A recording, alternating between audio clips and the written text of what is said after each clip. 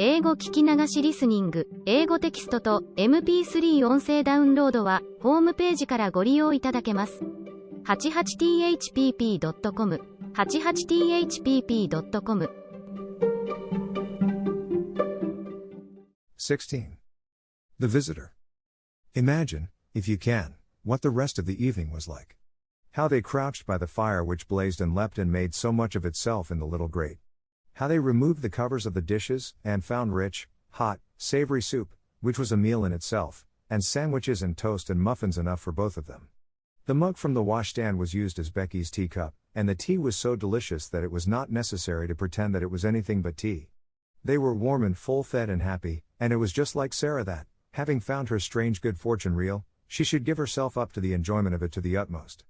She had lived such a life of imaginings that she was quite equal to accepting any wonderful thing that happened, and almost to cease, in a short time, to find it bewildering.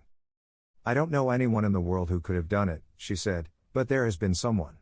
And here we are sitting by their fire, and it's true. And whoever it is, wherever they are, I have a friend, Becky, someone is my friend. It cannot be denied that as they sat before the blazing fire, and ate the nourishing, comfortable food, they felt a kind of rapturous awe, and looked into each other's eyes with something like doubt. Do you think, Becky faltered once, in a whisper, do you think it could melt away, miss? Hadn't we better be quick?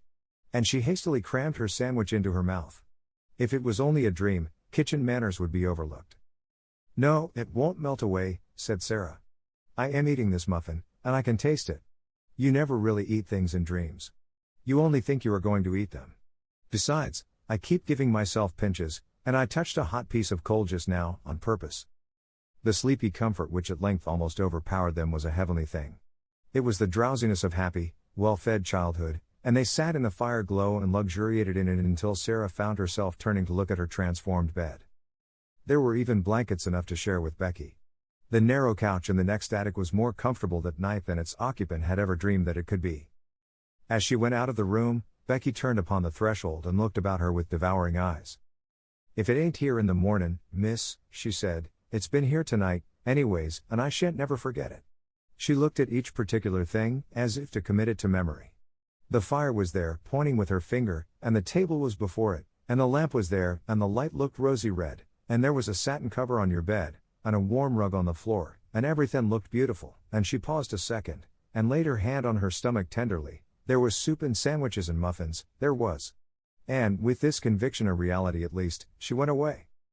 Through the mysterious agency which works in schools and among servants, it was quite well known in the morning that Sarah Crewe was in horrible disgrace, that Ermengarde was under punishment, and that Becky would have been packed out of the house before breakfast, but that a scullery maid could not be dispensed with at once.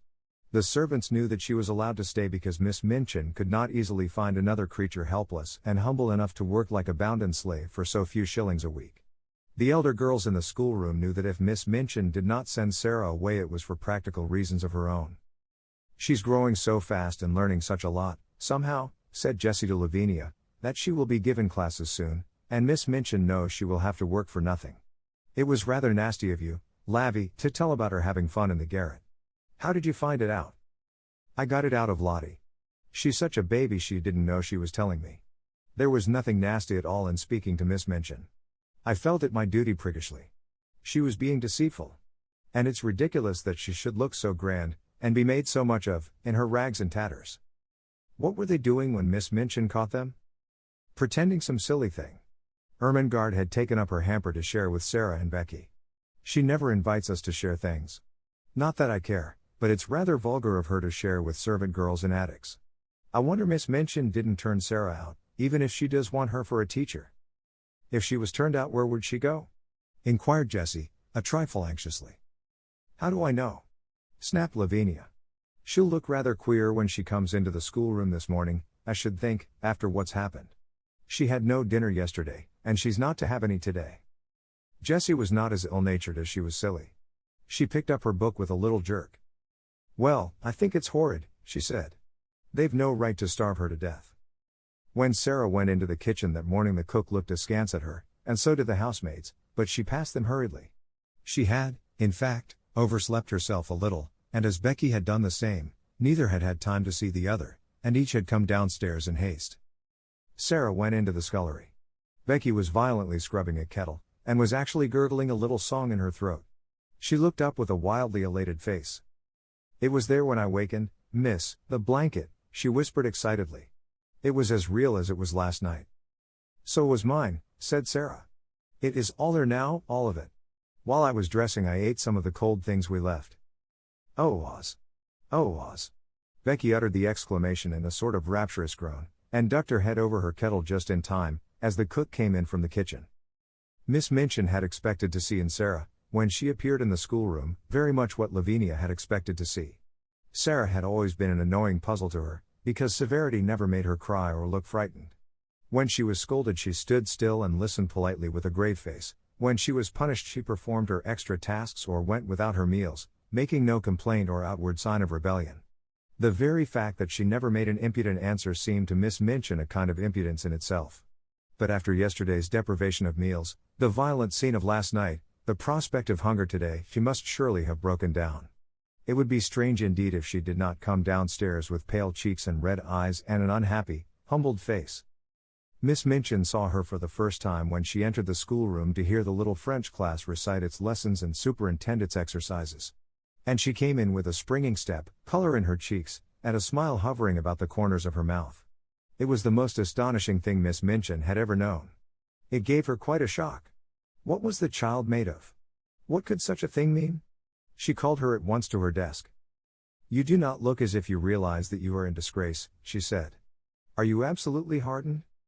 The truth is that when one is still a child, or even if one is grown up, and has been well fed, and has slept long and softly and warm, when one has gone to sleep in the midst of a fairy story, and has wakened to find it real, one cannot be unhappy or even look as if one were, and one could not, if one tried, keep a glow of joy out of one's eyes." Miss Minchin was almost struck dumb by the look of Sarah's eyes when she made her perfectly respectful answer. "I beg your pardon, Miss Minchin," she said, "I know that I am in disgrace. Be good enough not to forget it and look as if you had come into a fortune. It is an impertinence. And remember you are to have no food today." "Yes, Miss Minchin," Sarah answered, but as she turned away her heart leapt with the memory of what yesterday had been. If the magic had not saved me just in time, she thought, how horrible it would have been. "She can't be very hungry," whispered Lavinia. "Just look at her. Perhaps she is pretending she has had a good breakfast," with a spiteful laugh. "She's different from other people," said Jessie, watching Sarah with her class. "Sometimes I'm a bit frightened of her." "Ridiculous thing!" ejaculated Lavinia. All through the day the light was in Sarah's face, and the color in her cheek. The servants cast puzzled glances at her, and whispered to each other, and Miss Amelia's small blue eyes wore an expression of bewilderment. What such an audacious look of well-being, under august displeasure could mean she could not understand. It was, however, just like Sarah's singular obstinate way. She was probably determined to brave the matter out. One thing Sarah had resolved upon, as she thought things over. The wonders which had happened must be kept a secret, if such a thing were possible. If Miss Minchin should choose to mount to the attic again, of course all would be discovered. But it did not seem likely that she would do so for some time at least, unless she was led by suspicion. Ermengarde and Lottie would be watched with such strictness that they would not dare to steal out of their beds again. Ermengarde could be told the story and trusted to keep it secret.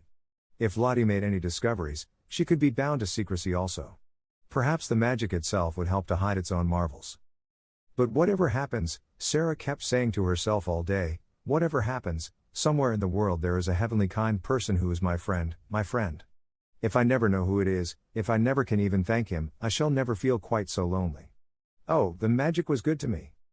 If it was possible for weather to be worse than it had been the day before, it was worse this day, wetter, muddier, colder.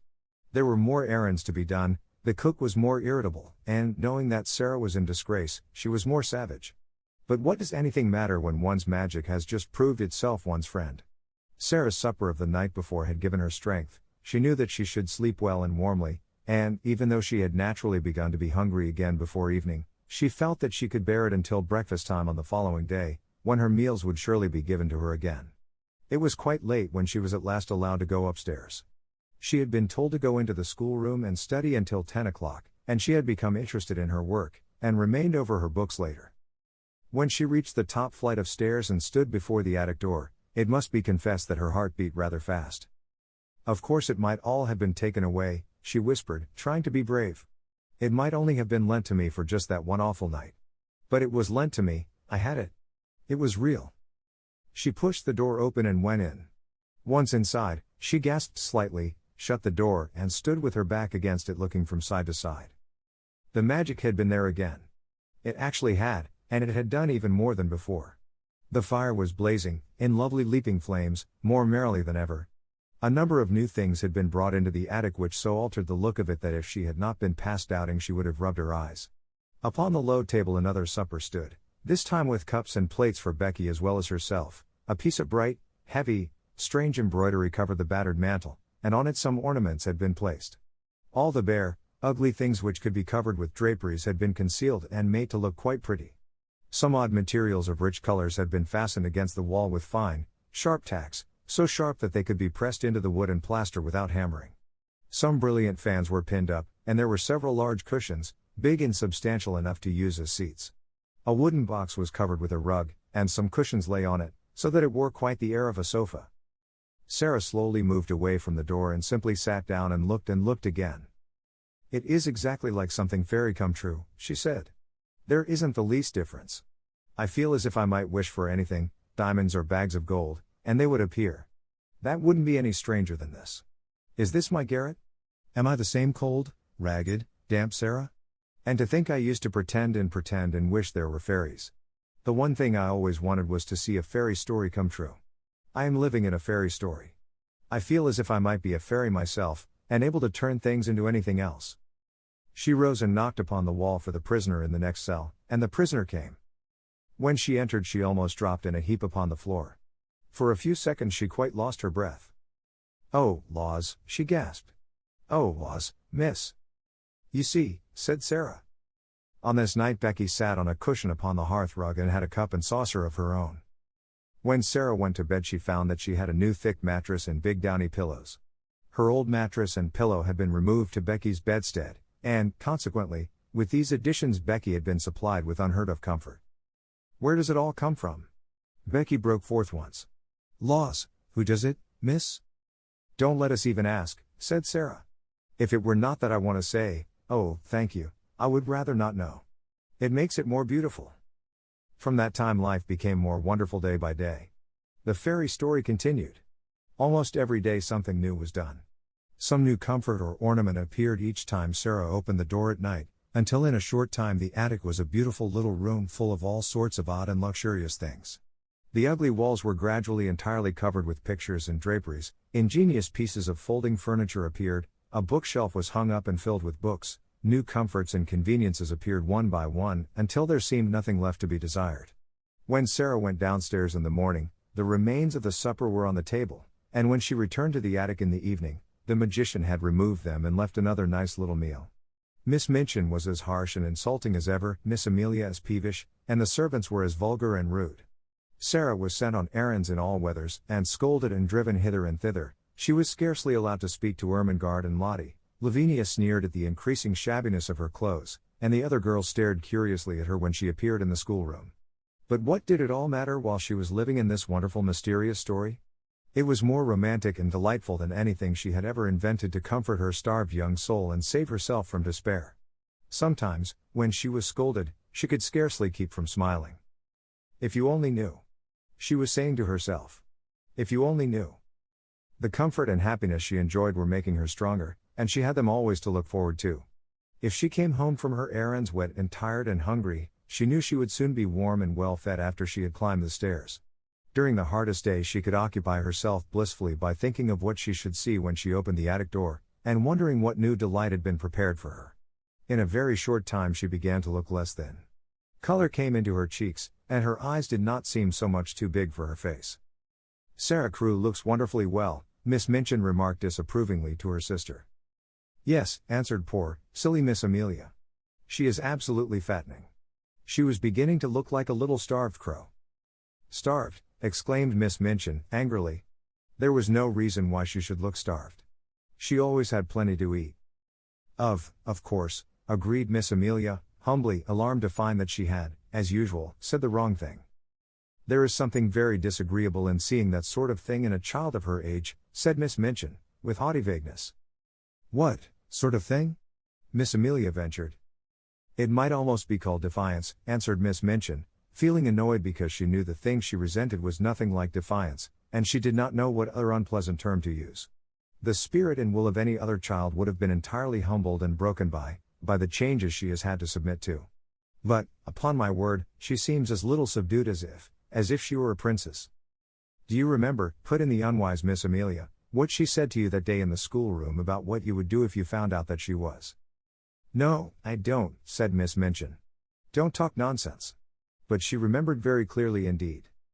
Very naturally, even Becky was beginning to look plumper and less frightened. She could not help it. She had her share in the secret fairy story, too. She had 2 mattresses, 2 pillows, plenty of bed covering, and every night a hot supper and a seat on the cushions by the fire. The Bastille had melted away, the prisoners no longer existed. 2 comforted children sat in the midst of delights.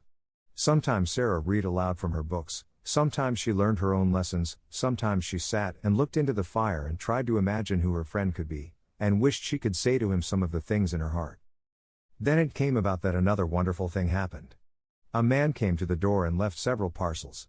All were addressed in large letters, to the little girl in the right-hand attic.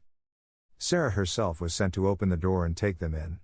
She laid the 2 largest parcels on the hall table, and was looking at the address, when Miss Minchin came down the stairs and saw her. Take the things to the young lady to whom they belong, she said severely. Don't stand there staring at them. They belong to me, answered Sarah, quietly. To you? Exclaimed Miss Minchin. What do you mean? I don't know where they come from, said Sarah, but they are addressed to me. I sleep in the right-hand attic. Becky has the other one. Miss Minchin came to her side and looked at the parcels with an excited expression. What is in them? She demanded. I don't know, replied Sarah. Open them, she ordered. Sarah did as she was told. When the packages were unfolded, Miss Minchin's countenance wore suddenly a singular expression. What she saw was pretty and comfortable clothing of different kinds, shoes, stockings, and gloves, and a warm and beautiful coat. There were even a nice hat and an umbrella. They were all good and expensive things, and on the pocket of the coat was pinned a paper, on which were written these words, to be worn every day. Will be replaced by others when necessary. Miss Minchin was quite agitated. This was an incident which suggested strange things to her sordid mind.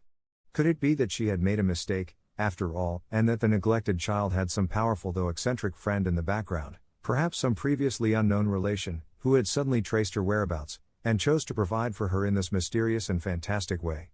Relations were sometimes very odd, particularly rich old bachelor uncles, who did not care for having children near them. A man of that sort might prefer to overlook his young relation's welfare at a distance. Such a person, however, would be sure to be crotchety and hot-tempered enough to be easily offended. It would not be very pleasant if there were such a one, and he should learn all the truth about the thin, shabby clothes, the scant food, and the hard work.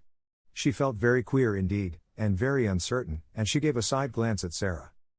Well, she said, in a voice such as she had never used since the little girl lost her father, someone is very kind to you.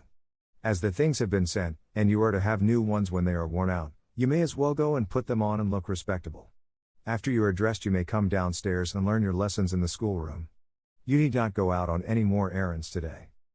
About half an hour afterward, when the schoolroom door opened and Sarah walked in, the entire seminary was struck dumb. My word! Ejaculated Jessie, jogging Lavinia's elbow. Look at the Princess Sarah. Everybody was looking, and when Lavinia looked she turned quite red. It was the Princess Sarah indeed. At least, since the days when she had been a princess, Sarah had never looked as she did now. She did not seem the Sarah they had seen come down the back stairs a few hours ago. She was dressed in the kind of frock Lavinia had been used to envying her the possession of. It was deep and warm in color, and beautifully made. Her slender feet looked as they had done when Jessie had admired them, and the hair, whose heavy locks had made her look rather like a Shetland pony when it fell loose about her small, odd face, was tied back with a ribbon. Perhaps someone has left her a fortune, Jessie whispered. I always thought something would happen to her. She's so queer. Perhaps the diamond mines have suddenly appeared again, said Lavinia, scathingly. Don't please her by staring at her in that way, you silly thing. Sarah, broke in Miss Minchin's deep voice, come and sit here. And while the whole schoolroom stared and pushed with elbows, and scarcely made any effort to conceal its excited curiosity, Sarah went to her old seat of honor, and bent her head over her books. That night, When she went to her room, after she and Becky had eaten their supper, she sat and looked at the fire seriously for a long time. "Are you making something up in your head, miss?" Becky inquired with respectful softness. When Sarah sat in silence and looked into the coals with dreaming eyes, it generally meant that she was making a news story. But this time she was not, and she shook her head. "No," she answered. "I am wondering what I ought to do." Becky stared, still respectfully. She was filled with something approaching reverence for everything Sarah did and said. "I can't help thinking about my friend," Sarah explained. "If he wants to keep himself a secret, it would be rude to try and find out who he is. But I do so want him to know how thankful I am to him, and how happy he has made me. Anyone who is kind wants to know when people have been made happy. They care for that more than for being thanked. I do wish." She stopped short because her eyes at that instant fell upon something standing on a table in a corner. It was something she had found in the room when she came up to it only 2 days before. It was a little writing case fitted with paper and envelopes and pens and ink. "Oh," she exclaimed, "why did I not think of that before?" She rose and went to the corner and brought the case back to the fire. "I can write to him," she said joyfully, "and leave it on the table. Then perhaps the person who takes the things away will take it, too. I won't ask him anything. He won't mind my thanking him, I feel sure."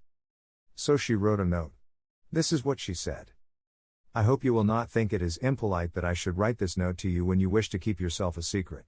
Please believe I do not mean to be impolite or try to find out anything at all, only I want to thank you for being so kind to me, so heavenly kind, and making everything like a fairy story. I am so grateful to you, and I am so happy, and so is Becky. Becky feels just as thankful as I do. It is all just as beautiful and wonderful to her as it is to me. We used to be so lonely and cold and hungry, and now, oh, just think what you have done for us. Please let me say just these words. It seems as if I ought to say them. Thank you, thank you, thank you." The little girl in the attic. The next morning she left this on the little table, and in the evening it had been taken away with the other things, so she knew the magician had received it, and she was happier for the thought. She was reading one of her new books to Becky just before they went to their respective beds, when her attention was attracted by a sound at the skylight. When she looked up from her page, she saw that Becky had heard the sound also, as she had turned her head to look and was listening rather nervously. "Something's there, miss," she whispered. "Yes," said Sarah, slowly. "It sounds rather like a cat trying to get in." She left her chair and went to the skylight. It was a queer little sound she heard, like a soft scratching. She suddenly remembered something and laughed. She remembered a quaint little intruder who had made his way into the attic once before. She had seen him that very afternoon, sitting disconsolately on a table before a window in the Indian gentleman's house. "Suppose," she whispered in pleased excitement, "just suppose it was the monkey who got away again. Oh, I wish it was." She climbed on a chair, very cautiously raised the skylight, and peeped out. It had been snowing all day, and on the snow, quite near her, crouched a tiny, shivering figure, whose small black face wrinkled itself piteously at sight of her. "It is the monkey," she cried out. "He has crept out of the Lasker's attic, and he saw the light." Becky ran to her side. "Are you going to let him in, miss?" she said. "Yes," Sarah answered joyfully. "It's too cold for monkeys to be out. They're delicate. I'll coax him in." She put a hand out delicately, speaking in a coaxing voice, as she spoke to the sparrows and to Melchizedek, as if she were some friendly little animal herself. "Come along, monkey darling," she said. "I won't hurt you." He knew she would not hurt him. He knew it before she laid her soft, caressing little paw on him and drew him towards her. He had felt human love in the slim brown hands of Ramdas, and he felt it in hers. He let her lift him through the skylight, and when he found himself in her arms he cuddled up to her breast and looked up into her face. "Nice monkey. Nice monkey," she crooned, kissing his funny head. "Oh, I do love little animal things." He was evidently glad to get to the fire, and when she sat down and held him on her knee he looked from her to Becky with mingled interest and appreciation. "He is plain looking, miss, ain't he?" said Becky. "He looks like a very ugly baby," laughed Sarah. "I beg your pardon, monkey, but I'm glad you are not a baby. Your mother couldn't be proud of you, and no one would dare to say you look like any of your relations. Oh, I do like you." She leaned back in her chair and reflected. "Perhaps he's sorry he's so ugly," she said, "and it's always on his mind. I wonder if he has a mind. Monkey, my love, have you a mind?" But the monkey only put up a tiny paw and scratched his head. "What shall you do with him?" Becky asked. I shall let him sleep with me tonight, and then take him back to the Indian gentleman tomorrow. I am sorry to take you back, monkey, but you must go. You ought to be fondest of your own family, and I'm not a real relation. And when she went to bed she made him a nest at her feet, and he curled up and slept there as if he were a baby and much pleased with his quarters. 17. It is the child. The next afternoon 3 members of the large family sat in the Indian gentleman's library, doing their best to cheer him up. They had been allowed to come in to perform this office because he had specially invited them. He had been living in a state of suspense for some time, and today he was waiting for a certain event very anxiously. This event was the return of Mr. Carmichael from Moscow. His stay there had been prolonged from week to week. On his first arrival there, he had not been able satisfactorily to trace the family he had gone in search of. When he felt at last sure that he had found them and had gone to their house, he had been told that they were absent on a journey. His efforts to reach them had been unavailing, so he had decided to remain in Moscow until their return. Mr. Carrisford sat in his reclining chair, and Janet sat on the floor beside him. He was very fond of Janet. Nora had found a footstool, and Donald was astride the tiger's head which ornamented the rug made of the animal's skin. It must be owned that he was riding it rather violently. "Don't cheer up so loud, Donald," Janet said. "When you come to cheer an ill person up you don't cheer him up at the top of your voice. Perhaps cheering up is too loud, Mr. Carrisford?" Turning to the Indian gentleman. But he only patted her shoulder. "No, it isn't," he answered. "And it keeps me from thinking too much." "I'm going to be quiet," Donald shouted. "We'll all be as quiet as mice." "Mice don't make a noise like that," said Janet. Donald made a bridle of his handkerchief and bounced up and down on the tiger's head. "A whole lot of mice might," he said cheerfully. 1,000 mice might." "I don't believe 50,000 mice would," said Janet, severely, "and we have to be as quiet as one mouse." Mr. Carrisford laughed and patted her shoulder again. "Papa won't be very long now," she said. "May we talk about the lost little girl?" "I don't think I could talk much about anything else just now," the Indian gentleman answered, knitting his forehead with a tired look. "We like her so much," said Nora. "We call her the little unfairy princess." "Why?" the Indian gentleman inquired. "Because the fancies of the large family always made him forget things a little." It was Janet who answered. "It is because, though she is not exactly a fairy, she will be so rich when she is found that she will be like a princess in a fairy tale. We called her the fairy princess at first, but it didn't quite suit." "Is it true," said Nora, "that her papa gave all his money to a friend to put in a mine that had diamonds in it, and then the friend thought he had lost it all and ran away because he felt as if he was a robber?" "But he wasn't really, you know," put in Janet, hastily. The Indian gentleman took hold of her hand quickly. "No, he wasn't really," he said. "I am sorry for the friend," Janet said. "I can't help it. He didn't mean to do it, and it would break his heart.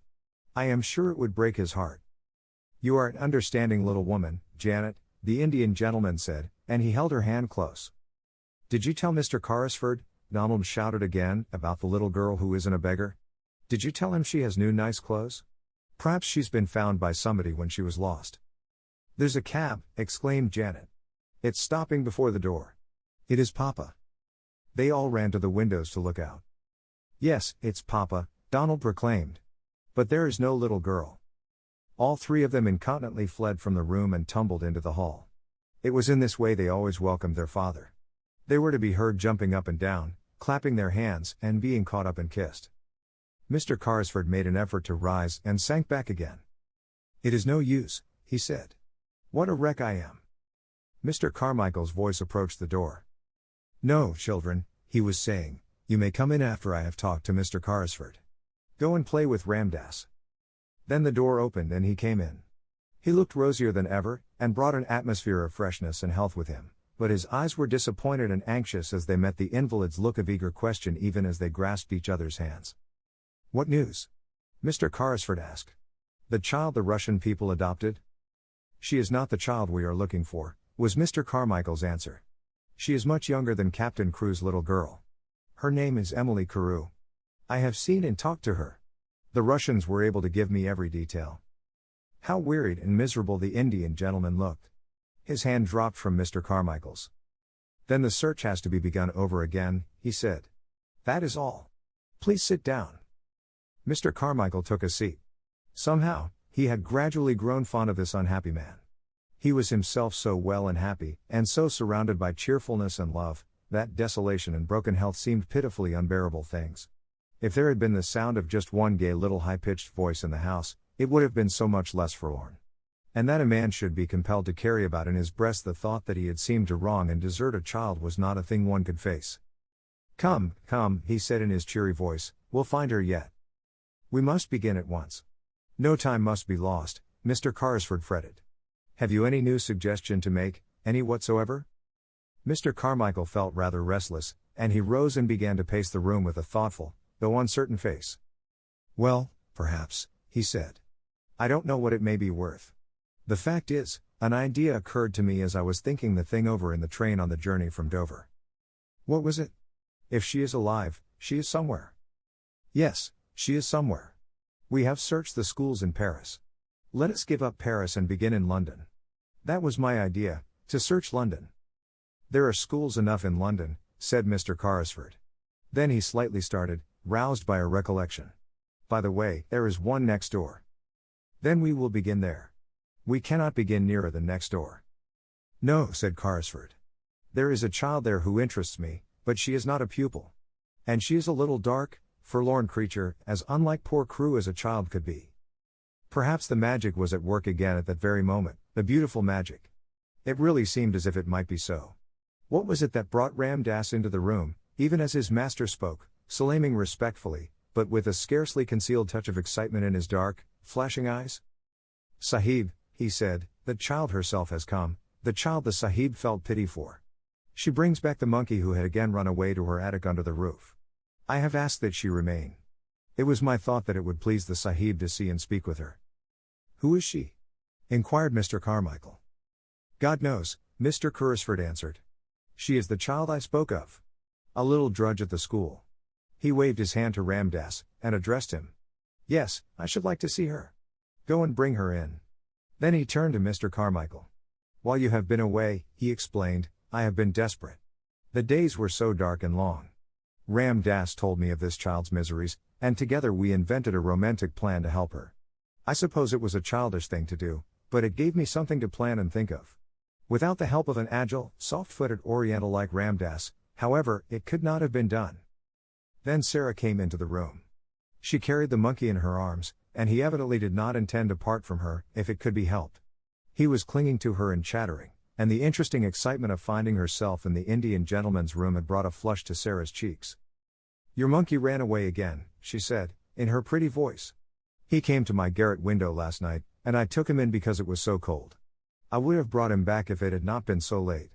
I knew you were ill and might not like to be disturbed." The Indian gentleman's hollow eyes dwelt on her with curious interest. "That was very thoughtful of you," he said. Sarah looked toward Ram Dass, who stood near the door. "Shall I give him to the Lascar?" she asked. "How do you know he is a Lascar?" said the Indian gentleman, smiling a little.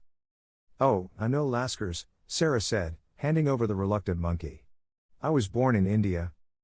The Indian gentleman sat upright so suddenly, and with such a change of expression, that she was for a moment quite startled. "You were born in India?" he exclaimed, "were you? Come here." And he held out his hand. Sarah went to him and laid her hand in his, as he seemed to want to take it. She stood still, and her green-gray eyes met his wonderingly. Something seemed to be the matter with him. "You live next door?" he demanded. "Yes, I live at Miss Minchin's seminary." "But you are not one of her pupils?" A strange little smile hovered about Sarah's mouth. She hesitated a moment. "I don't think I know exactly what I am," she replied. "Why not?" "At first I was a pupil, and a parlor boarder, but now—" "You are a pupil. What are you now?" The queer little sad smile was on Sarah's lips again. "I sleep in the attic, next to the scullery maid," she said. "I run errands for the cook, I do anything she tells me, and I teach the little ones their lessons." "Question her, Carmichael," said Mr. Carrisford, sinking back as if he had lost his strength. "Question her, I cannot." The big, kind father of the large family knew how to question little girls. Sarah realized how much practice he had had when he spoke to her in his nice, encouraging voice.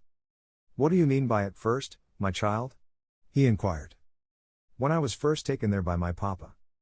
"Where is your papa?" "He died," said Sarah, very quietly. "He lost all his money and there was none left for me. There was no one to take care of me or to pay Miss Minchin. Carmichael. The Indian gentleman cried out loudly. Carmichael. We must not frighten her, Mr. Carmichael said aside to him in a quick, low voice. And he added aloud to Sarah, so you were sent up into the attic and made into a little drudge. That was about it, wasn't it? There was no one to take care of me, said Sarah. There was no money, I belonged to nobody. How did your father lose his money? The Indian gentleman broke in breathlessly. He did not lose it himself, Sarah answered, wondering still more each moment. He had a friend he was very fond of, he was very fond of him. It was his friend who took his money. He trusted his friend too much. The Indian gentleman's breath came more quickly. The friend might have meant to do no harm, he said. It might have happened through a mistake. Sarah did not know how unrelenting her quiet young voice sounded as she answered. If she had known, she would surely have tried to soften it for the Indian gentleman's sake. The suffering was just as bad for my papa, she said. It killed him. What was your father's name? The Indian gentleman said. Tell me. His name was Ralph Crewe, Sarah answered, feeling startled. Captain Crewe. He died in India. The haggard face contracted, and Ramdas sprang to his master's side.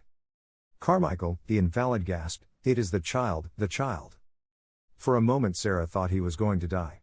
Ramdas poured out drops from a bottle, and held them to his lips. Sarah stood near, trembling a little. She looked in a bewildered way at Mr. Carmichael. What child am I? She faltered. He was your father's friend, Mr. Carmichael answered her. Don't be frightened. We have been looking for you for 2 years. Sarah put her hand up to her forehead, and her mouth trembled. She spoke as if she were in a dream. And I was at Miss Minchin's all the while, she half whispered. Just on the other side of the wall. 物語の続きは、ホームページからお聞きいただけます。また、テキスト、MP3 ダウンロードも合わせてご利用ください。88thpp.com 88thpp.com